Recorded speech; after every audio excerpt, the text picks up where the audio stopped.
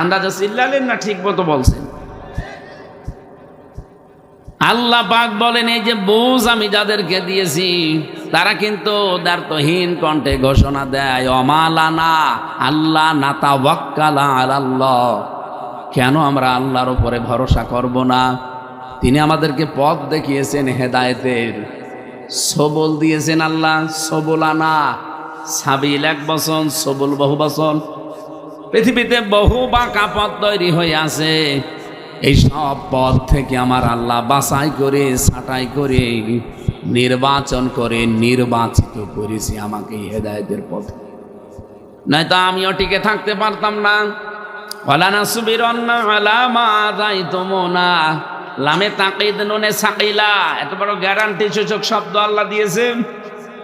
তোমরা আমার আল্লাহর প্রতি ভরসা করার কারণে যদি আমাদেরকে কষ্ট দিতে থাকো, আমরা গ্যারান্টি দিয়ে বলছি যতই কষ্ট দাও আমরা ভরসা করব, ধৈর্য ধারণ করব, সবর করব। কার জন্যে? আর যারা ভরসাকারী তাদের উচিত আল্লাহর উপরে ভরসা করা। আমাদের ভরসা ভারত না, আমাদের ভরসা চীন না, আমাদের ভরসা আমেরিকার রাশিয়া না, তুরস্ক না, আমাদের ভরসাকে। এটা যদি সত্যি মন থেকে ইখলাসের সাথে এই দেশে মাত্র 313 জন তৈরি করতে পারেন, আল্লাহর কসম এই দেশ এবার আল্লাহ ইসলামের হাতে তুলে দেবে। জনসংখ্যা দিয়ে, মানুষ দিয়ে আল্লাহ বিজয় দেয় না।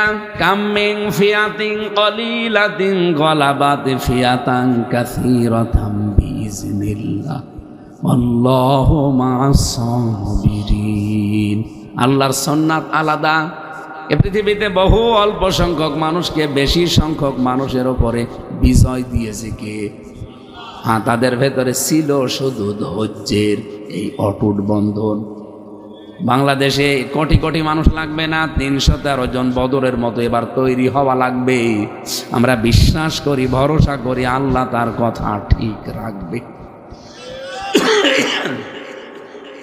সূরা আনফালের 17 নম্বর আয়াতের তাফসীর পড়ছিলাম। আধুনিক তাফসীরে লেখা আছে, বদরের ময়দানে আল্লাহ পাক যে প্রথম 1000, পরে 3000, 5000 এই যে ফেরেশতা পাঠিয়েছিলেন, ওই ফেরেশতা আজও দুনিয়া থেকে আল্লাহ তুলে নেয়নি, কিয়ামত পর্যন্ত তাদেরকে জমিনে রেখে দিয়েছে। আজও যদি পৃথিবীতে কোনো জায়গায় বদরের মতো সিচুয়েশন তৈরি হয়, বদরের মতো অবস্থা তৈরি হয়, আর ওই 313 জনের মতো মানুষের ঈমান যদি আল্লাহ দেখে, ওই ফেরেশতাদেরকে কাজে লাগাবে। এইগুলো আমি এখন বানাচ্ছি না। হযরতে আব্বাস রাদিয়াল্লাহু তাআলা আনহু, নবীজির চাচা, উনি কিন্তু বন্দী হয়েছিলেন বদরের ময়দানে।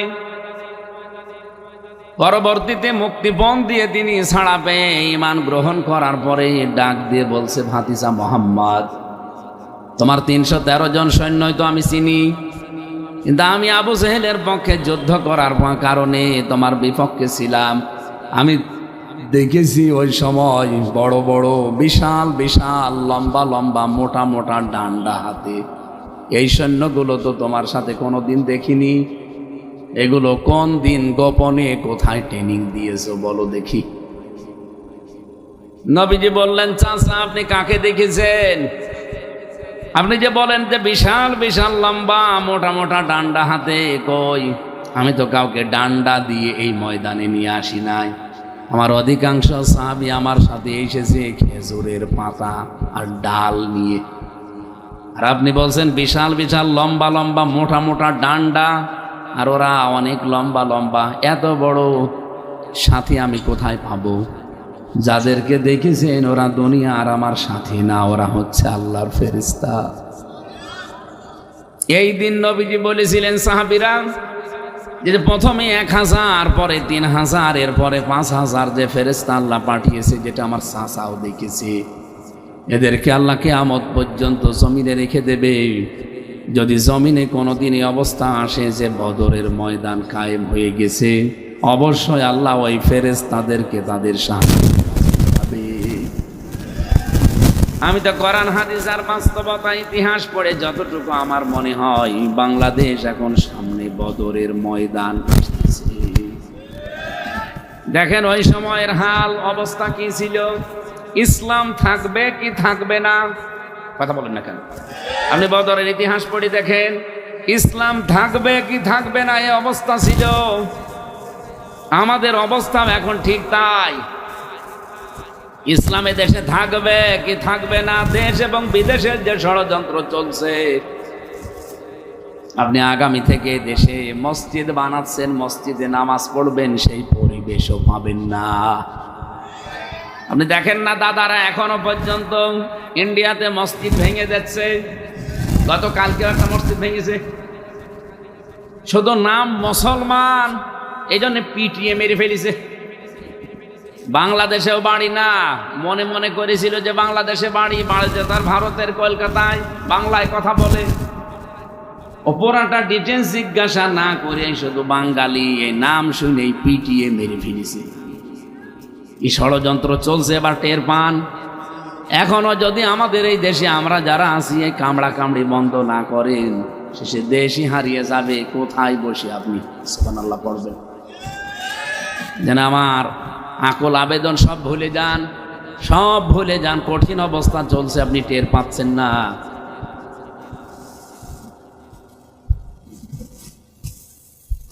আল্লাহ রাব্বুল আলামিনের কাছে মাঝে মাঝে এই দোয়াটা পড়ছি, আল্লাহুম্মা ইন্না নাজআলুকা ফি নুহুরিহিম ওয়া নাউযু বিকা মিন শুরুরিহিম।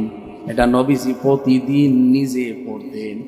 হে আল্লাহ, ওরা যা ষড়যন্ত্র আরম্ভ করেছে, ওদের মোকাবেলা করা আমার দ্বারা সম্ভব না, তোমাকে রাখলাম। কথা বলেন না? দেশ এবং বিদেশের যে চক্রান্ত এবং ষড়যন্ত্র আরম্ভ হয়েছে, আমাদের দ্বারা যেহেতু সম্ভব না, আমরা রেখে দিয়েছি কাকে? আরো জোরে বলেন। আল্লাহ বলেন, আমার উপরে এই তাওয়াক্কুল, এই ভরসা যদি সত্যি কারো আমি দেখি, কি করব জানো? ওয়াকালাল্লাযীনা কাফারু লিরুসুলিহিম লানুখরিজান্নাকুম মিন আরদিনা আও লাতাউদুন্না ফী মিল্লাতিনা। ওই জামানায় কাফেররা বলেছিল রসুলদেরকে, এখন কি রসুল আছে? আছে। রসুল নেই, কিন্তু রসুলের নায়েব আছে, উত্তরাধিকারী আছে। নায়েবে রসুল বলা হয় আলেমদের। এই জন্য আল্লাহ রসুল দেননি, রসুল দিয়েছেন বহু বছর। এটা এখন তো রসুলই নেই, রসুল নেই। আল্লাহ কেন এ শব্দ দিলেন? আল্লাহর শব্দগুলো সব সংক্ষিপ্ত, কিন্তু ব্যাখ্যা কিয়ামত পর্যন্ত চলতে থাকবে। যেহেতু রসুল এখন পৃথিবীতে নাই, রসুলদেরকে বলা হবে কিয়ামত পর্যন্ত যারা সত্যি আলেম আসবে, আলেমে হক্কানি, আলেমে রব্বানি, এরাই হচ্ছে নবীর উত্তরাধিকারী। কাফেরেরা যুগে যুগে তাদেরকে ওই সময় বলেছে, লা নুখরিজান্নাকুম মিন আরদিনা, অবশ্যই তোমাদেরকে এলাকা থেকে, দেশ থেকে বের করে দেব। আজও আমাদেরকে অনেকে বলছে। কথা বলছে না কেন? ১৫০০ বছর আগে সরাসরি আবু জেহেল বলেছিল, এখনো আমাদেরকে অনেকেই বলছে, তারাও আবু জেহেলের মতোই। আপনি কি মনে করছেন নাম আহমদ আলী, মোহাম্মদ আলী থাকলে ওটা মুসলমান? আবু জেহেলও বুঝে শুনে জেনেই বিরোধিতা করেছিল। ওর নাম ছিল আবুল হাকাম, জ্ঞানীর পিতা। জ্ঞানটা কাজে লাগেনি, এই জন্যে নবীজি ওর নাম দিয়েছে আবু জাহাল, মূর্খের পিতা। আমি মাঝে মাঝে ওর জীবনী পড়ে একটু চিন্তা করি, আল্লাহ এত বড় জ্ঞানী মানুষ, নবীজি নাম কি দিয়েছে যে আবু জাহাল, মূর্খের পিতা। আজ ১৫০০ বছর আগে সে মারা গেছে। তা আজ পর্যন্ত আপনি দেখেন পৃথিবীর কোন জায়গায় তার নামে একটা লোক পাবেন। কেউ কি বলে যে কুকুরটা আমি আবু জেহেলের নামে রাখলাম? বলে কুকুরও পোষে না। সে যে বিরোধিতা করেছিল, কি আন্দাজে না জেনে শুনে? বলেন বলেন। এটা সূরা আনআমের ভেতরে আছে, ৭ নম্বর পারার ১০ নম্বর পৃষ্ঠার ১২ নম্বর লাইনের ৩৩ নম্বর আয়াতে আছে তাফসিরে, قد نعلم إنه لا يحزنك الذي يقولون فإنهم لا يكذبونك। এই আয়াতের তাফসীর। আমি শানে নজরুলটা বলছি, ইবনে কাসিরে পাবেন। আবু জাহেল একদিন আখনাস বিন শুরাইক তার এক কর্মীকে ঘরের ভেতরে নিয়ে বলছে, নেতা, যে মোহাম্মদ যেটা বলে এটা কি সত্য? হ্যাঁ, ওইগুলো সব সত্য কথা। আখনাস জিজ্ঞাসা করছে, নেতা আপনি কি বললেন? সবই যদি সত্য কথা হয় তা আপনি মানেন না কেন? আবু জাহেল এদিক ওদিকে তাকিয়ে বলছে, আশপাশে কেউ আছে? বলছে নেই। ওই দিন আবু জাহেল বলেছিল যে এই কারণে তো তুই কর্মী আর আমি নেতা। ও যা বলে সবই সত্য আমি জানি, কিন্তু যদি মেনে নেই তা আমার চেয়ার থাকে। ওগুলো যদিও জনগণকে বুঝিয়ে ফেলে, আর জনগণ যদি সত্যি বুঝে ফেলে তে আমার চেয়ার জনগণ রাখে। এই জন্য আমি নিজেও বোঝার পরে না বোঝার ভান করে থাকি, জনগণকেও বুঝতে দেই না, চেয়ার এই জন্যই ঠিকই আছে। আবু জাহেল যে বিরোধিতা করেছিল না জেনে না বুঝে, কথা বলেন না কেন? আপনি বলেন আজ বাংলাদেশে যে মুসলমান নাম নিয়ে কোরআনে জমিনে কায়েম হোক এটা চাই না, ও যেই নিয়ে শুনে বুঝেই বিরোধিতা করছে। ওর নাম যতই ভালো সুন্দর হোক, ও তো আর এক প্রকার আবু জাহেল। ও ভালো করে জানে যে আলেমরা যেটা আসলে বলতে চাই এটা যদি জনগণ বুঝে ফেলে জীবনেও এই দেশের চেয়ার আমাদের দেবে না, কারণ আমরা তো চেয়ারের যোগ্যই না। এ কারণে বিভিন্ন রকমের উল্টা পাল্টা নাম আলেমদের নামে লাগিয়ে দেয়। আমার নামও লাগিয়ে দিয়েছে, আমি নাকি বাচ্চা রাজাকার, শয়তানও হাসি। এক কথা বলেন না কেন? সুতরাং এই সমস্ত ট্যাগ দেওয়া বন্ধ করেন। ডক্টর মিজানুর রহমান আজহারি ভাই কিছুদিন আগে বলেছিল রাজাকার রাজাকার এইটা আর দেশের লোক খায় না। সুতরাং এই খেলা বন্ধ করেন। অনেকের মন খারাপ হয়ে গেছে যে এই ব্যবসাটা করতাম, এই চেতনাটাই আঘাত দিব। আপনাদেরকে আমি আহ্বান জানাচ্ছি,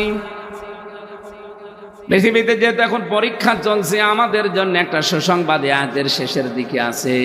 ওরা চায় আমাদেরকে এই ভয় ভীতি দেখিয়ে হয় এলাকা ছাড়া, দেশ ছাড়া, অথবা আওলা তাউদুন্না ফি মিল্লাতিনা, তারা এটা মনে প্রাণে চায় আমরা যেন তাদের মতো হয়ে যাই, তাদের দলে ভিড়ে যাই, তাদের যে ধর্ম কর্ম ওর মতো যেন আমাদের জীবন চলে, আমরা চালাতে চাই। বলেন বলেন। দিয়েছেন আগে আল্লাহ বলেন আমি আমার রাসূলদের প্রতি ওহী করেছিলাম, এখন যেহেতু ওহী নাজিল হয় না, ওহী নাজিল হওয়া আছে। এটা সূরা ইব্রাহিমের 13 নম্বর আয়াত। ফাওহা ইলাইহিম রাব্বুহুম লানুহলিকান্না যালিমিন। পৃথিবীর রাসূল যারা, রাসূলের নায়েব যারা, জেনে রাখো আমি তাদের উপরে ওহী নাজিল করেছি, মাস্ট বি আমি জালেমদেরকে ধ্বংস করবই। এই গ্যারান্টি দিল কে? আরো জোরে বলেন। ষড়যন্ত্র যাই হোক আমার আল্লাহ কিন্তু একজন আছেন, এই বিশ্বাস নিয়ে আছি। জালেমদের কোন ষড়যন্ত্র সফল হয়নি এতদিন। চর্মচকে হয়তো কিছুদিন আমাদের একটু ঝামেলা লাগে, কিন্তু জালেমদের কোনো ষড়যন্ত্র আল্লাহ সফল হতে দেয় না। এই জন্য কোরআনে যেখানে জালেমদের কথা আছে দেখবেন মোজারে দেওয়া আছে, ইন্নাহু লা ইউফলিহুজ জালিমুন। ইফলিহু মোজারে বর্তমান, ভবিষ্যৎ, প্রেজেন্ট, ফিউচার। জালেমরা অবশ্যই পৃথিবীতে সফল হচ্ছে না, হবে। আরো জোরে বলুন হবে। যুগে যুগে পরীক্ষা যেহেতু থেমে নেই, আমাদের ওপরও পরীক্ষা চলছে। আমি 25 জন নবীর নাম কোরআনে পেয়েছিলাম। একজন নবীর জীবনী পড়ে আমি খুব আশ্চর্য হয়েছি, সুলাইমান নবী। মাঝে মাঝে ভাবতাম উনি তো বাদশার ছেলে, বাদশাহ, ওনারে মনে হয় আল্লাহ জীবনে কোনো পরীক্ষা নেয়নি। ও আল্লাহ, ওনার পুরা জীবনী পড়ে তাফসিরে পড়তে গিয়ে তাবারিতে দেখি অন্যান্য নবীদের চাইতে ওনার পরীক্ষা আরো বেশি ছিল। রব্বুল আলামিন বলেন, এটা সূরা সুআদের 34 নম্বর আয়াতে পাবেন, ওয়ালাকাদ ফাতান্না সুলাইমানা ওয়া আলকাইনা আলা কুরসিয়িহি জাসাদান সুম্মা আনাব। অবশ্যই আমি পরীক্ষা করেছিলাম সুলাইমানকে। ওয়াল কয়না, এবং রেখে দিয়েছিলাম আলা কুরসিহি, তার চেয়ারের ওপরে জাসাদান, একটা শরীরকে। আসেন তো সুলাইমান নবীর কাছ থেকে আমাদের জীবনের একটা আশা ভরসা নেই, একটা শিক্ষা। হযরত দাউদ নবী ইন্তেকালের সময় উনি যেহেতু জীবনের শেষ দিকে বুঝে ফেলেছিলেন যে না, আমার আর হওয়ার মতো কায়দা নেই, পৃথিবীতে দুইজন মানুষকে ফেরেশতা আজরাইল জান কবজ করার আগে জানিয়ে এসেছেন। এদিকে তাকা।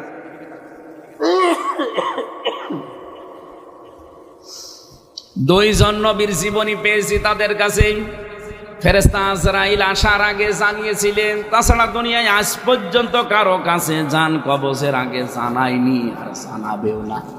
একজন আদম নবী, আর 2 নম্বর দাউদ নবী। আদম নবীকে আল্লাহ 1000 বছর হায়াত দিয়েছিলেন।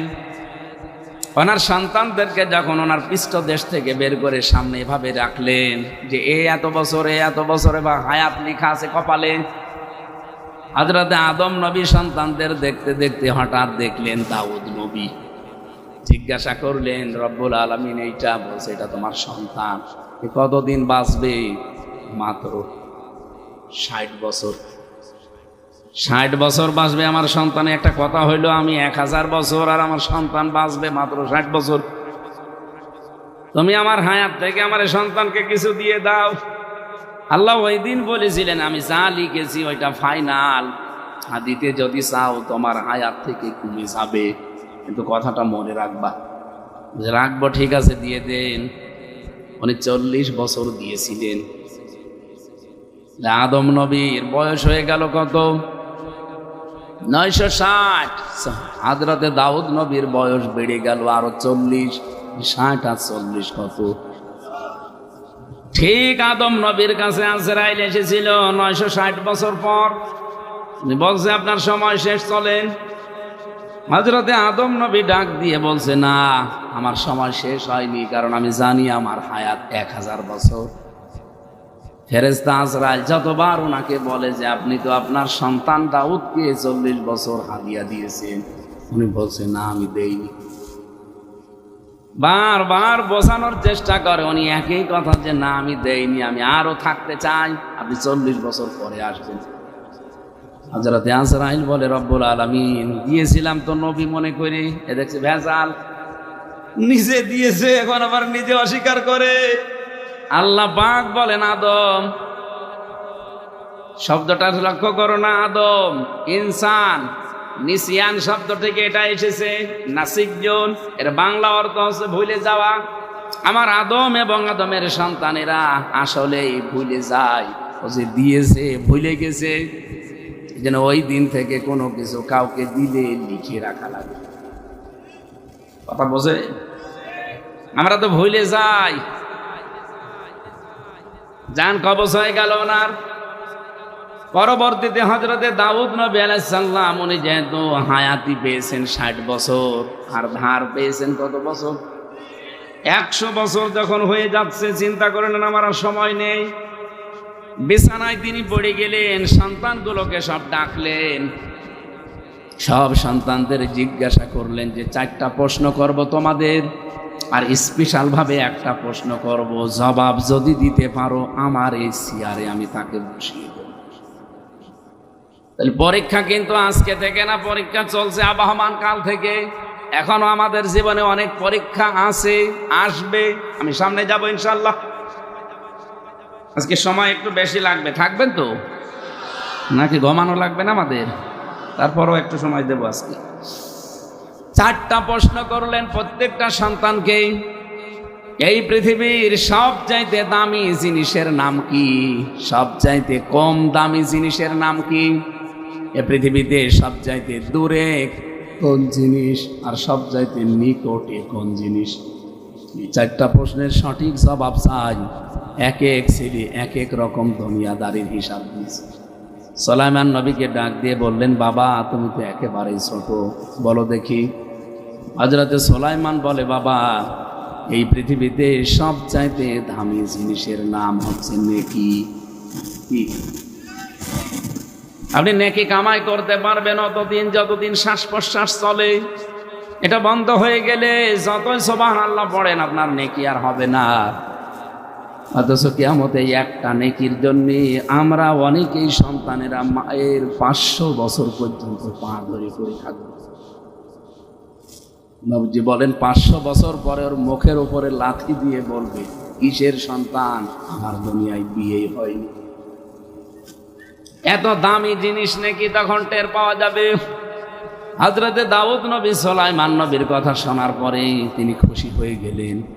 দ্বিতীয় নম্বর বললেন, বাবা, এ পৃথিবীতে সব চাইতে কম দামি জিনিসের নাম হচ্ছে আপনার লাশ। আপনি এখন বাদশাহ, চেয়ারে আছেন, অনেক দাম আপনার, ভেতর থেকে রুহটা বের হয়ে যাক। আপনাকে আমরা যতগুলো ভাই আছি 4 আনা দিয়ে কিনতে যাব না, কোনো দাম আপনার আর পৃথিবীর মানুষের কাছে নেই। লাশ কেউ 4 আনা দিয়ে কিনতে চায়? আরো জোরে বলেন। জিজ্ঞাসা করলেন, এই পৃথিবীতে সবচাইতে দূরে কোন জিনিস বলো দেখি? সবচাইতে দূরে এই পৃথিবীতে কবর। আমার 1.5 হাত দূরেই কবরস্থান আপনাকে আমি দিয়ে দেব। কিয়ামত পর্যন্ত কি হবে আপনার সাথে আমি কিছু জানি না। অথচ আমেরিকায় থাকলেও কথা বলা যায়, তুরস্কে থাকলেও কথা বলা যায়, আপনি পাশেই শুয়ে আছেন, আপনার সাথে কোনো যোগাযোগ নেই। এ পৃথিবীর সব চাইতে কাছে কোন জিনিস বলো দেখি? হযরতে সুলাইমান বলেছিলেন, বাবা, এ পৃথিবীর সব চাইতে নিকটতম জিনিসের নাম মরণ। আমি এই যে সালাম ফিরিয়েছি, ডান দিকে বাম দিকে সালাম ফিরাতে পারবো সেই গ্যারান্টি আমার হাতে নেই। এই জন্য পৃথিবীর সবচাইতে একেবারে নিকটতম জিনিসের নাম হচ্ছে, বলেন বলেন, আল্লাহ রাব্বুল আলামিন মরণের ব্যাপারে পুরা কোরআনে যেখানেই কথা বলেছেন সেখানেই সতর্কবাণী দিয়েছেন। আইনামা তাকুনু ইদরিকুমুল মাউত ওয়ালাউ কুনতুম ফি বুরুজিম মুশাইয়াদা। কোথায় যাও মৃত্যু থেকে? মরণের ভয়ে যদি কেউ লোহার আইরেন্সি বানিয়ে তার ভেতরেও লুকিয়ে থাকে, মরণ সেখানেও যাবে। পৃথিবীতে মরণ থেকে বাঁচার জন্য বহু মানুষ চেষ্টাও করেছে, আজ পর্যন্ত কেউ পারে নাই, কিয়ামত পর্যন্ত পারবেও না। আল্লাহ রাব্বুল আলামিন বলেন, মরণকে আমি এমন ভাবে বানিয়েছি, পৃথিবী তৈরি করার আগে মরণ বানানো। এদিকে তাকান, এই তথ্যটা অনেকে জানেন না। সূরা মুলকের ভেতরে পাবেন, আল্লাযী খালাকাল মাউতা ওয়াল হায়াতা লিয়াবলুয়াকুম আইয়ুকুম আহসানু আমালা। আল্লাহ পাক বলেন, আমি এমন আল্লাহ যে আমি আগে মউত বানিয়েছি, এরপরে হায়াত বানিয়েছি। আগে মউত না, আগে হায়াত। বলেন বলেন, কি বুঝলেন এখান থেকে? তাফসির পড়তে গিয়ে বহু তাফসির আমি এক জায়গায় মিলিয়েছি, দেখি কোন মুফাসসিরের কওল কোন রকম। আল্লাহ আগে মউত দিলেন কেন? অধিকাংশ মুফাসসিরিন ইকরামের ব্যাখ্যা লিখতে গিয়ে লিখেছেন, মানুষকে আল্লাহ স্মরণ করাতে চেয়েছেন, হে পৃথিবীর মানুষেরা, তুমি যত উপরে ওঠো না কেন, এই কথা সব সময় মনে রাখবা, মরা লাগবে। মানে কানাডা, আমেরিকা, থাইল্যান্ড যাই বলেন, যে দেশের সিটিজেন পাক না কেন, বাংলাদেশের প্রধান উপদেষ্টা হোক না কেন, তাম পৃথিবীর মডেল ডোনাল্ড ট্রাম্পও এ কথা মনে করা লাগবে যে যত উপরে উঠেছি মরা লাগবে। আল্লাহ মরণের কথা আগে দিয়েছেন, এই জন্যে ওয়াল হায়াতা, হায়াতের কথা দিয়েছেন পরে, হায়াতের ব্যাপারে কথা দিয়েছেন পরে। আমি পড়তে গিয়ে 5 প্রকার হায়াতের নাম পেয়েছি। এক প্রকারের নাম হচ্ছে আলমে আরওয়া, রুহের জগৎ, যেটা ওই হায়াতে আমরা ছিলাম। দ্বিতীয় হায়াতের নাম হচ্ছে আলমে বুতুন, মায়ের পেটের যে হায়াত, ওখানে 10 মাস 10 দিন সর্বোচ্চ, এর নিচেও কেউ থাকে 7 মাস 8 মাস 9 মাস। 3 নাম্বার হায়াত যেটা আলমে দুনিয়া, এই দুনিয়ার এই হায়াতে নির্দিষ্ট সময় আছে। এরপরে 4 নাম্বার হায়াত চলবে আলমে বারজাখ, কবরের জগৎ। 5 নাম্বার হায়াত যেটা আছে আলমে আখেরাত, যেটা শুরু হয়ে গেলে আর কোনোদিন শেষ হবে না। আল্লাহ রাব্বুল আলামিন স্মরণ করান এই আয়াত দিয়ে যে তোমাদের মউত আর হায়াত বানালাম, দুনিয়ার এই ছোট্ট জীবনে আমি পাঠিয়ে দিলাম লিয়াবলুয়াকুম আইয়ুকুম আহসানু আমালা, আমি যেন পরীক্ষা করে নিতে পারি তোমাদের ভেতরে সব চাইতে ভালো কাজ কে করে আসতে পারো। আল্লাহ কিন্তু বেশি কাজ কে করে আসতে পারে কথা বলেন নাই, তাহলে আকসারু আমালা দিতেন যে বেশি বেশি কাজ চাই।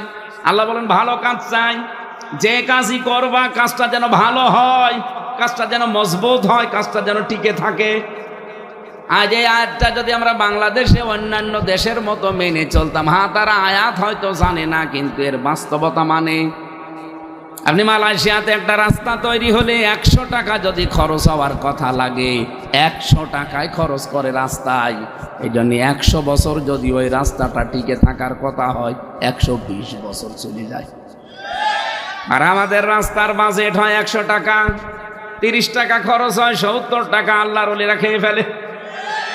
যাওয়ার কথা ছিল রাস্তায় 100 বছর, শেষে 2 বছর পরে ডেলিভারি রোড হয়ে যায়। না, যে কোনো কাজ করতে হলে কাজটা যেন ভালো হয়, কাজ বেশি হওয়া লাগবে তা না, কাজ কি হওয়া লাগবে বলেন। কোন কাজকে ভালো করতে হলে আবার শর্ত আছে কিছু কিছু। আমার যেহেতু একটা টার্গেট আছে, এই জন্য পুরাটা বলতে গেলে সময় শেষ হয়ে যাবে। আমি খুব তাড়াতাড়ি সামারাইজ করার চেষ্টা করছি। 4 নম্বরে হযরত সুলাইমান নবীকে দাউদ নবী বললেন সব ভাইয়ের কাছে একটা বাক্স নিয়ে আসলেন, বললেন এই বাক্সের ভেতরে কি আছে আন্দাজে বলা লাগবে। এক এক ভাই এক এক জিনিসের নাম বলেছে।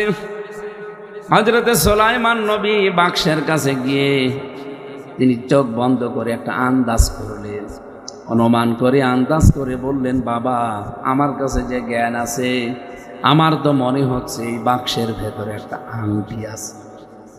খুলে দেখা গেল সত্যি আংটি আছে, জল জল করছে। আংটিটা হযরত দাউদ নবী নিজে তুললেন, সুলাইমান নবীর হাতে লাগিয়ে দিলেন, ডাক দিয়ে বললেন আজকে থেকে এই চেয়ারে আমার পরে তোমার স্থান, কিন্তু যতদিন এই আংটিটা হাতে থাকবে পৃথিবীর যত কিছু আছে সব আল্লাহ তোমার তাবে অনুগত অনুসারী করে দেবে। হযরত সুলাইমানের দোয়া দেখবেন এই সূরা সুআদের 34 35 নম্বর আয়াতে, ক্বালা রাব্বিগফিরলি ওয়া হাবলি মুলকাল লা ইয়ানবাগি লিআহাদিন মিন বাদি ইন্নাকা আনতাল ওয়াহ্হাব। সুলাইমান নবী আংটিটা হাতে পরে বললেন, রব্বুল আলামিন আমাকে মাফ করে দেন, আর আমার পরে আমাকে আপনি এমন একটা রাজ ক্ষমতা দান করেন যে আমার পরে পৃথিবীতে এরকম ক্ষমতা আর কাউকে দেবেন না। নিশ্চয় আপনিই মহাদাতা। বলেন তো, সুলাইমান নবী যে আংটি পরলেন, রব্বুল আলামিনের কাছে দোয়া করলেন যে আমি রাজ ক্ষমতা চাই, আমার পরে আপনি আর কাউকে দেবেন না। সুলাইমান নবী এই ক্ষমতা চেয়েছিলেন দুনিয়া ভোগ করার জন্য। এই কথা বুঝে বলবেন, দুনিয়াতে বেশি বেশি বিয়ে করবেন এই জন্যে, টাকা পয়সা কামাবেন এই জন্যে। কেন করেছিলেন এই দোয়া? একটা বারের জন্য আপনার মনে প্রশ্ন আসে না নাকি আয়াত কোনোদিন শোনেননি? 25 জন নবীর নাম বললাম না কোরআনে আছে, শুধু একজন নবীর দোয়া ছিল তার ব্যক্তিগত, আর 24 জন নবীর দোয়া ছিল সব রাষ্ট্রকেন্দ্রিক। হযরত ইউসুফ নবীর দোয়া করেছিলেন রাষ্ট্রকেন্দ্রিক, মুহাম্মদুর রাসূলুল্লাহ দোয়া করেছেন রাষ্ট্রকেন্দ্রিক। দলিলগুলো লম্বা করতে গেলে বেশি সময় লাগবে। এটা সূরা বানি ইসরাইলের 80 নম্বর আয়াতের শেষের দিকে আছে, ওয়াজআললি মিল্লাদুনকা সুলতানান নাসীরা। 15 নম্বর পারা 8 নম্বর পৃষ্ঠা 15 নম্বর লাইনের শেষের অংশে পাবেন। হযরত ইউসুফ নবী দোয়া করেছিলেন, এটা সূরা ইউসুফের 13 নম্বর পারার 1 নম্বর পৃষ্ঠা 4 নম্বর লাইনের 55 নম্বর আয়াতের প্রথম অংশে আছে। আমি দলিলগুলো সব আয়ত্ত করেছি পুরা কোরআন থেকে। 24 জন নবীর দোয়ার ধাঁচ সব একই রকম, যে আল্লাহ আমাকে মাফ করেন আর আমাকে রাষ্ট্র ক্ষমতা দেন। কেন চেয়েছিলেন? সব মুফাসসিরিন ইকরাম বলেন নবীরা দুনিয়া ভোগ করার জন্য ক্ষমতা চাইনি, ওনারা চেয়েছিলেন যে দাওয়াতি কাজ করি, এই দাওয়াতি কাজটা যেন আমরা মানাতে পারি মানুষকে। নাকি অন্য কোনো উদ্দেশ্যে ছিল? বলেন। ছিল, তাদের উদ্দেশ্যে ছিল। এইটা কেন আপনার বুঝে আসে না বলেন? আজ মুসলমানেরা, ইমানদারেরা, আলেম ওলামারা এই রাস্তায় আসলে তো আপনার আরো খুশি হওয়ার কথা যে এদের দ্বারা অন্তত চাঁদাবাজি হবে না, দুর্নীতি হবে না। কথা বলেন না কেন? সারা বাংলাদেশে কোন আলেম চাঁদাবাজি করেছে রেকর্ড আছে?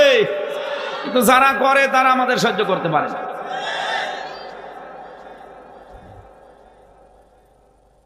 হযরতে সুলাইমান নবীকে আল্লাহর নবী দাউদ বললেন, আংটি হাতে দিলাম, যে কথাগুলো বললাম এগুলো জীবনে পাবা, সব তোমার তাবে হয়ে যাবে, এমনকি জিন পর্যন্ত তোমার কথা শুনবে। তাবেদার করে নাও, অনুগামী অনুসারী করে নাও, কিন্তু এই আংটিটা কোনোদিন টয়লেটে নিয়ে যাবা না, এর উপরে আল্লাহর নাম লেখা আছে। এই জন্য আল্লাহর নাম সম্বলিত কোনো কিছু নিয়ে টয়লেটে যাওয়া উচিত না। যারা আংটিতে অথবা হাড়ের সাথে, চেনের সাথে লিখে রাখেন আল্লাহু আকবার, এইটা আপনি খুলে তারপরে টয়লেটে যাবেন। ইফরিত নামে একটা জিন, উনি এটা অনুগত বানিয়ে যখনই টয়লেট নামক কোনো জায়গায় যেতেন, প্রসাব পায়খানায়, এইটা তাকে দায়িত্ব দিয়ে বলতেন, এটা কাছে রাখো, আমি কাজ করিয়ে এসে আবার হাতে দেব। আল্লাহ পাক যে বললেন, ওয়ালাকাদ ফাতান্না, আমি সুলাইমানকেও পৃথিবীতে অনেক পরীক্ষা করেছিলাম। এতটুকু না বলে আল্লাহ ওয়ালাকাদ দিয়েছেন, লাম একটা, কদ একটা। ওয়ালাকাদ ফাতান্না, অবশ্যই অবশ্যই আমি আল্লাহ পরীক্ষা করেছি সুলাইমানকে। আলকাইনা আলা কুরসিহি জাসাদান সুম্মা আনাব, এই পরীক্ষার ধরন আমি পেয়েছি প্রায় 25টা। একটা বলছি, এদিকে তাকান, নাকি শেষ করে দেব? সুলাইমান নবী একবার এই জিনকে বললেন, আংটিটা রাখো, আমি টয়লেট থেকে ঘুরে আসি। আল্লাহ পাক বলেন যে তাকে পরীক্ষা করার জন্য যে চেয়ার দিয়েছিলাম, তখতে সুলাইমানি বলা হয়, ওটা বাতাসের সাহায্যে উঠতো। এক দুষ্ট জিন আছে, সে হযরতে সুলাইমান আকৃতি ধারণ করে এই জিনকে বলছে, আংটিটা আমাকে দাও, আমি সুলাইমান। উনি মনে করছে যে তাই তো, হয়তো দেখতে তো এরকমই মনে হচ্ছে, দিয়ে দিয়েছে। আংটিটা হাতে নিয়ে ওই জিনকে আদেশ দিয়েছে যে আংটিটা আমি হাতে নিয়ে নিলাম, সাবধান, নকল সুলাইমান কিন্তু এদেশে বের হয়েছে। নকল কোন সুলাইমান এসে যদি তোমার কাছে কিছু বলে, পাত্তা দিবা না, উল্টা পাল্টা বলবা। অত আংটি নিয়ে পালিয়েছে। হযরতে আসল সুলাইমান নবী যিনি বের হয়ে বলছে, সে আংটি কই? বলছে এই তো মিলে যাচ্ছে। কিছুক্ষণ আগে বলেছে যে নকল সুলাইমান দেশে আছে, তোমার কাছে ঝামেলা করবে। আপনি কি আসল না নকল? কিসের আসল নকল? না, নকল সুলাইমান আছে দুনিয়ায়, আমি আংটি সুলাইমান নবীকে দিয়েছি, আপনি ঠিক ওই নকলটা এমন পিটানো পিটিয়েছে। আল্লাহ পাক বলেন, জাসাদান আলা কুরসিহি জাসাদান সুম্মা আনাব, আমি তাকে ফিরিয়ে নিয়ে এসেছিলাম শেষ পর্যন্ত। এই আয়াতের পরের আয়াতের ব্যাখ্যা দেওয়া আছে, লক্ষ লক্ষ কথা আছে ইবনে কাসিরে আর তাবারিতে তাফসিরে।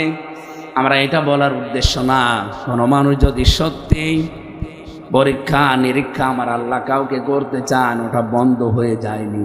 আজও পরীক্ষার মাধ্যমে তাকে আল্লাহ দুনিয়ার জমিনে প্রতিষ্ঠা দিতে চান। আর আল্লাহর সুন্নাত নিয়ম হচ্ছে 5টা। এই জমিনে যারা জুলুম, নির্যাতন, অত্যাচারের শিকার হবে, আল্লাহর 1 নাম্বার সুন্নাত হচ্ছে তাদেরকে আল্লাহ জমিনের উত্তরাধিকারী বানিয়ে দেবে। আমার তো বিশ্বাস কোরআনের উপরে 100 ভাগ, আপনার না 98 ভাগ? আরো জোরে বলেন, কত ভাগ? 100 ভাগ আমি কোরআনে কারিমকে বিশ্বাস করি। আল্লাহর প্রথম সুন্নাত যেহেতু এইটা, যে জমিনে যারা জুলুম, অত্যাচার, নির্যাতনের শিকার হয়, মার, আল্লাহ তাদেরকে জমিনের নেতা বানিয়ে দেয়, উত্তরাধিকারী বানায়, জমিনের শাসন ক্ষমতা তাদেরকে দান করেন। এটা সূরা কসস 20 নাম্বার পারা 4 নাম্বার পৃষ্ঠার 13 নাম্বার লাইনের 5 এবং 6 নাম্বার আয়াতে আছে। দলিলগুলো বাড়ি যেয়ে দেখে নিয়েন, তাহলে আপনার মনের ভেতরে একটু অন্তত আশার সঞ্চার হবে। আমি যে আশা পাই এমনি না, কোরআনে আছে, এই জন্য আমি জোর ধরি। যে বাংলাদেশে এবার ইসলাম কায়েম হবেই। হয় আপনি সাথে থাকলে আপনাকে নিয়ে হবে, আপনি যদি সাথে না থাকতে চান আপনাকে মাইনাস করে হলেও হবে। কারণ আল্লাহর সুন্নাত আল্লাহ পালন করবে, নাকি আমাদের মতো কথা দিয়ে কথা রাখবে না? বলেন বলেন। বিশ্ব নবীকে ঠিক এই রজব মাসে, আজকে 9 তারিখ, 27তম 26তম দিন দিবাগত রাতে 27 তারিখে এই ধলির ধরা থেকে এই অবস্থায় চলছিল পৃথিবীতে। জুলুম, নির্যাতন, অন্ধকার নেমে এসেছে। ওনাকে নিচের কাছে নিয়ে গেলেন আল্লাহ, মসজিদে হারাম থেকে মসজিদে আকসা, এরপরে আরো সে 7 তবক আসমান পার হয়ে লিনুরিয়াহু মিন আয়াতিনা। রব্বুল আলামিন বলেন, তাকে আমি এই পৃথিবীতে নিদর্শন দেখিয়েছিলাম। এখান থেকে প্রথম আসমান, দ্বিতীয় আসমান, তৃতীয় আসমান, ষষ্ঠ আসমান, আমার আরশ মহল্লা, যত কিছু আমি বানিয়েছি, লৌহ কলম, জান্নাত জাহান্নাম, পুল সিরাত মিজান, সবগুলো তাকে জিবরাইলকে দিয়ে দেখালাম। এই দেখাতে দেখাতে একটা জিনিস তাকে জান্নাতের ভেতরে দেখিয়েছি, তার নাম হাউজে কাউসার। অনেক জান্নাতুল ফেরদাউসের ভেতরে যখন প্রবেশ করলেন, দেখলেন একটা গম্বুজ, চারিদিকে লেখা আরবিতে বিসমিল্লাহির রহমানির রহিম, ফোঁটা ফোঁটা পানি পড়ে আর নালা হয় ওই গম্বুজের ভেতরে, শব্দ হয়। জিবরাইলকে বললেন, এইটা কি? হযরতে জিবরাইল ওই সময় বলেছেন, হে নবী, এইটার নাম সেই কাউসার। কি অবস্থা দেখি ভেতরে আমাকে দেখান। তিনি দেখালেন যে চারিদিক থেকে ফোঁটা ফোঁটা হয়ে পানি, এই যে বিসমিল্লাহর শেষ থেকে, আল্লাহ শব্দের লাম থেকে, রহমান শব্দের নুন থেকে, রহিম শব্দের মিম থেকে ফোঁটা ফোঁটা পানি পড়ে চারিদিকে নালা হয়ে এই গম্বুজের ভেতরে পড়ে গিয়ে পানির এত বড় মাহাত্ম্য। জিবরাইল বলেছেন, হে নবী, এই পানি কিয়ামতে যে 1 গ্লাস পান করতে পারবে, জান্নাতে যাওয়ার আগ পর্যন্ত তার পিপাসা আর লাগবে না। নবীজি ওই সময় বলেছিলেন, ভাই জিবরাইল, এটা পাবে কারা? ওই জান্নাতের ভেতরেই জিবরাইল তাকে জানিয়েছে, হে নবী, আপনি দেখেন না কি লেখা আছে, এই বিসমিল্লাহর আমল দুনিয়ায় যারা করতে পারবে তাদেরকে আল্লাহ এটা দেবে। পৃথিবীতে আসার পরে নবীজি যে কোনো কাজ শুরু করার আগেই বিসমিল্লাহ বলতেন। আর মাঝে মাঝে আল্লাহকে বলেন, রব্বুল আলামিন, আমি কিন্তু বিসমিল্লাহর আমল ছাড়ি না, তুমি আমাকে হাউজে কাউসার থেকে বঞ্চিত করো না। ওহী নাযিল হয়ে গেল নবীজির উপরে সূরা কাউসার, ইন্না আ'তাইনাকাল কাউসার। হে নবী, এই কাউসার আমি আপনার নামে রিজার্ভ করে দিলাম। আপনার মনের অবস্থা আমি টের পাচ্ছি যে আপনি কোনো কাজে বিসমিল্লাহ বাদ দেন না। আপনার জন্য আমি এটা লিখে দিলাম, রিজার্ভ করে দিলাম, কিয়ামতে আপনার হাতে ছাড়া কেউ কাউসার খেতে পারবে না। কিন্তু শর্ত দিয়ে দিলাম, ফাসাল্লি লিরাব্বিকা ওয়ানহার। আপনার কাছ থেকে হাউজে কাউসার যদি কেউ পেতে চায়, খেতে চায়, দুনিয়ায় তাকে রবের জন্য নামাজ পড়া লাগবে। বাংলাদেশের সবার নামাজ কি রবের জন্য হয়? এই যে নির্বাচন আসতেছে, অনেকেই নামাজ পড়বে নির্বাচনে ভোট পাওয়ার জন্য। এটা বেশি বললাম কথা? মানুষ অলরেডি এখন লেগে পড়েছে, সারা জীবন টুপির বিরোধিতা করে, জব্বার বিরোধিতা করে, এখন নিজেই টুপি মাথায় দিয়ে ফেলেছে। এসঙ্গে আসলে টুপি মাথায় দেওয়া না ধান্দা? এই ধান্দাবাজিতে পড়বেন না তো বলছেন শুধু সামিয়ানার নিচে। আল্লাহর ওলি চেহারা দেখলে আর রাতের বেলা যদি আপনি একটু মাল পানি পান, সবই তো ভুলে যাবেন। না, নামাজ আমরা দুনিয়ার কোনো উদ্দেশ্যে না, নামাজ পড়া লাগবে লিরাব্বিকা, রবের জন্য। 2 নম্বরে ওয়ানহার, কোরবানি দেওয়া লাগবে। কোরবানি মানে শুধু পশু কোরবানি না, নাহারের অর্থ 3টা। 1 নম্বরে হজের ক্রিয়াকলাপ, 2 নম্বরে ইবাদত বন্দেগী, 3 নম্বরে পশুর গলায় ছুরি দেওয়া। আর এখন ব্যাখ্যাগুলো আরো বেশি বলতে পারলে ভালো হতো। পৃথিবীতে যত কষ্ট স্বীকার করেন দিনের ওপরে চলতে গিয়ে, এইটাও নাহার। এখন বাংলাদেশে ইসলামের ওপরে চলতে গিয়ে কষ্ট হয় না। পাশাপাশি 2 জন চাকরি করছে, এর সংসারই চলে না, আর এর টিভি ফ্রিজ খাটের অভাব নেই, ওরে তো জিব্রাইল সব দিয়ে যায়। বলেন এই অবস্থা দেশে আছে না নেই? যেন ইসলামের ওপরে চলতে গিয়ে ওনার যে ত্যাগ, ওনার যে কোরবানি, ওনার যে নাহার, এই নাহারটা যত জীবনে বেশি হবে, ত্যাগ কোরবানি কষ্ট ক্লেশ, আমার আল্লাহ কত তাড়াতাড়ি ওনারে হাউজে কাউসারের মালিক বানাবে।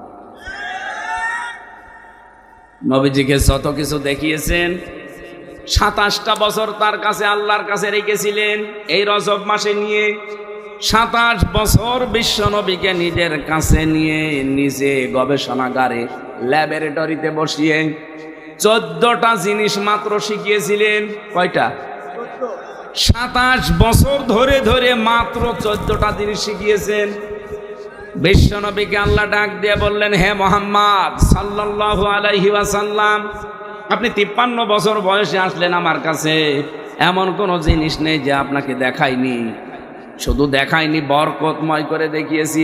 আল্লাযী বারাকনা হাওলাহু লিনুরিয়াহু মিন আয়াতিনা, বরকতের সহিত সব নিদর্শনগুলো আপনাকে দেখালাম, আপনাকে আমি শিখালাম, জিবরাইলকে দিয়ে নিজে শিখিয়েছি। 14টা কর্মসূচি। পৃথিবীতে চলে যান, এই 14টা কর্মসূচি পালন করে অশান্ত পৃথিবী শান্ত হয়ে যাবে। রজব মাসে সিদ্ধান্ত নেওয়া লাগবে বাংলার মুসলমানেরা। ওই কর্মসূচিগুলো আল্লাহ কোরআনে তুলে দিয়েছেন সূরা বানী ইসরাইলের 23 থেকে 38 নম্বর আয়াত পর্যন্ত। এই 14টা কর্মসূচি এবার বাংলাদেশে আমরা কায়েম করে রজব মাসে দেখাবো। বাংলাদেশ অশান্ত আছে, শান্ত হয়ে যাবে নাকি? এই গ্যারান্টিগুলো আমি বানাচ্ছি এখন, যে সব আমি নোট করেছি তাফসীর থেকে। 1 নম্বরে আল্লাহর দাসত্ব। আল্লাহর দাসত্বকে এই বাংলাদেশের 56,000 বর্গ মাইলে এটা বাস্তবের রূপ দেওয়া লাগবে। দাসত্ব আমরাও করি না। কোরআনে কারিমে আল্লাহ ঘোষণা দিলেন, ওয়াকাদা রাব্বুকা আল্লা তা'বুদু ইল্লা ইয়্যাহু ওয়া বিল ওয়ালিদাইনি ইহসানা।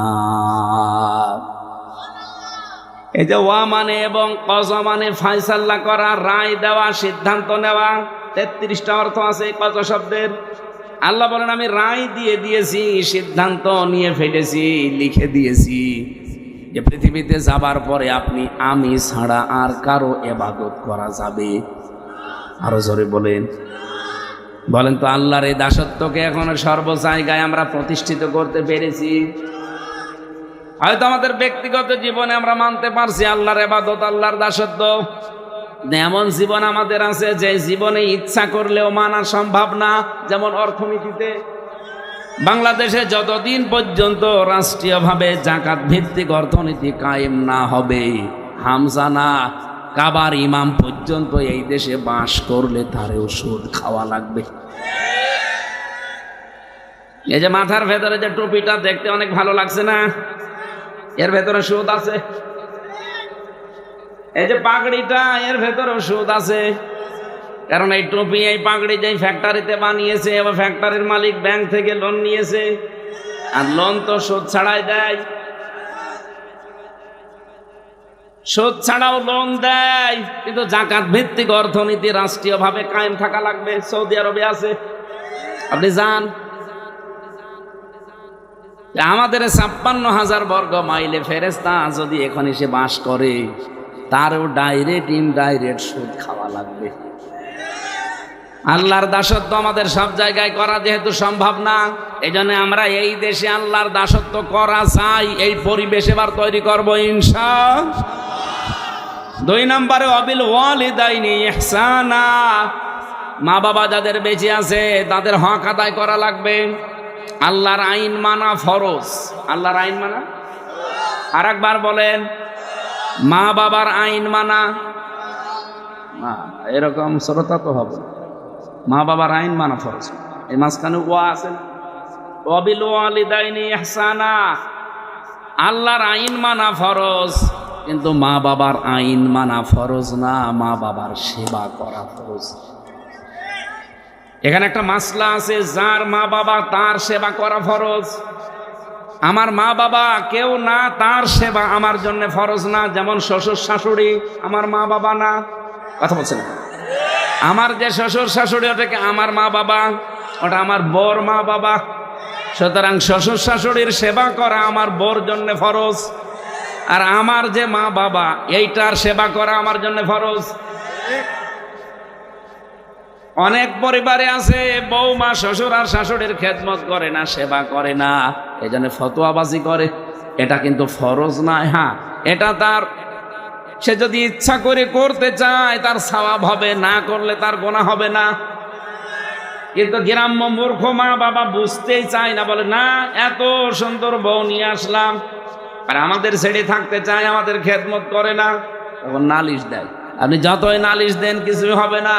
আপনার সেবা করার দায়িত্ব তার না, আপনার সেবা করা ফরজ হচ্ছে আপনার সন্তানের।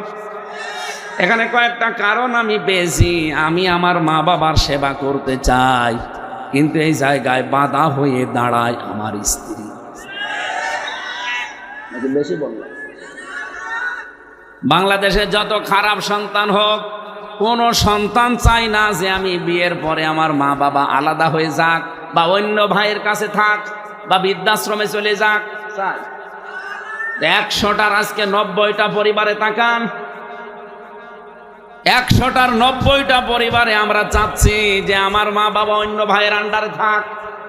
যন্ত্রণায় পড়ে বলি, এমনকি বলা লাগছে যে বৃদ্ধাশ্রমে দিয়ে আসি, অথবা মা বাপ থেকে আলাদা হয়ে যায়। নাকি পাবনা এগুলো নেই? এগুলো আমরা করি কেন? এ দোষ তো শুধু আমি সন্তান হিসাবে আমার একা না। আমি যতটুকু পরীক্ষা নিরীক্ষা চালালাম, এই দেশে 100 ভাগের 90 ভাগ দোষ বউর। বউদের এই ছোট মনের কারণে মা বাবা আজ আমাদের থেকে আলাদা, অথবা অন্য ভাইয়ের আন্ডারে থাকে, অথবা বৃদ্ধাশ্রমে চলে যায়। মেয়েরা তো আর আসে নাই, বলবো কি দিনের বেলা আমার আসার দরকার। মেয়ে লোকের একেবারে সাইজ করতে, এত কিছু বলার পরও মেয়ে লোক দেখছে আমার ভোট দিতেছে। আমার কুষ্টিয়াতে মেয়ে লোক ভোট বেশি, 4.5 লাখের ভেতরে প্রায় 2.5 লাখই মেয়ে লোক। শুনছি 100টার নাকি 99টা মহিলা বলছে হামজারে দেব। তো এত বলার পরেও ওদের কি কেউ জাদু মাদু করেছে? মেয়েরা আপনাদের বেশি ছিল না? আমার দিনের প্রোগ্রামগুলো যদি না থাকতো আমি মহিলা প্রোগ্রামে আসতাম। ওদের সাবজেক্টগুলো খুব ভালো লাগে, কোরআন হাদিস থেকে। আগামীতে যদি সময় পায়, যেহেতু আর এই চাপটা থাকবে না, দেখবো ইনশাআল্লাহ। দ্বিতীয় নম্বরে পেয়েছিলাম মা বাবার সেবা করা লাগবে। আল্লাহ এখানে কিছু ধরন দিয়েছেন। আমি কোরআন শরীফ যেহেতু পুরাটা পড়েছি, কোনো জায়গায় আমি এত ব্যাখ্যামূলক আলোচনা পাইনি। যেখানে মা বাবার নাম সেখানে আল্লাহ ব্যাখ্যা বেশি দিয়েছেন। কোনো জায়গায় 3টা, কোনো জায়গায় 5টা, কোনো জায়গায় 7টা, কোনো জায়গায় 12টা, কোনো জায়গায় 21টা পর্যন্ত ব্যাখ্যা আছে। পৃথিবীতে কোনো সন্তান যদি টাকা পয়সা উপায় করা শেখে, এই প্রথম জীবনের টাকা সে দেবে কোথায়? মসজিদে, খানকায়, পীরের দরবারে, এতিমখানায়। কোথায় দেবে? মা বাবার জন্যে। এ তথ্য পাবেন সূরা বাকারার 2 নম্বর পারা 12 নম্বর পৃষ্ঠা। এটা 13 নম্বর লাইনের 215 নম্বর আয়াতের শেষের দিকে আছে। ইয়াসআলুনাকা মাযা ইউনফিকুন। হে নবী, ওরা যদি জিজ্ঞাসা করে যে টাকা পয়সা এখন উপায় করতে শিখেছি, জীবনের এই প্রথম কামাইয়ের টাকা কোথায় দেব, খরচ করব কোথায়? আল্লাহ বলেন খরচের তালিকা বলে দিলাম। কুল মা আনফাকতুম মিন খায়রিন ফালিল ওয়ালিদাইনি ওয়াল আকরাবিন ইলা আখির আয়াত। আল্লাহ বলেন ভালো ভালো কাজে খরচ করবা। এই পৃথিবীতে যত ভালো কাজ আছে, সব চাইতে বড় ভালো কাজের নাম হচ্ছে মা আর বাবার জন্য।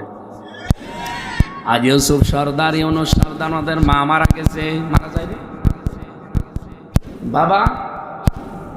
বাবাও মারা গেছে।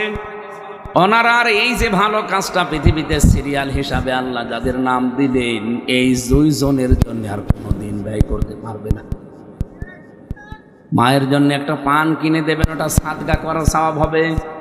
মায়ের জন্য যদি কেউ স্যান্ডেল কিনে আনে বাড়িতে, মায়ের জন্য স্যান্ডেল কিনলেও মনে হয় আল্লাহ রাস্তায় দান করে আসলাম। আর আমার তো মনে হয় পৃথিবীতে অল্পতে খুশি করা যায় নিজের আপন মা আর বাবাকে। না ভাই, মেলা রাত হয়ে গেল, আমি ঘুমাবো, আমার ঘুম লাগছে, 12টা বাজতেছে।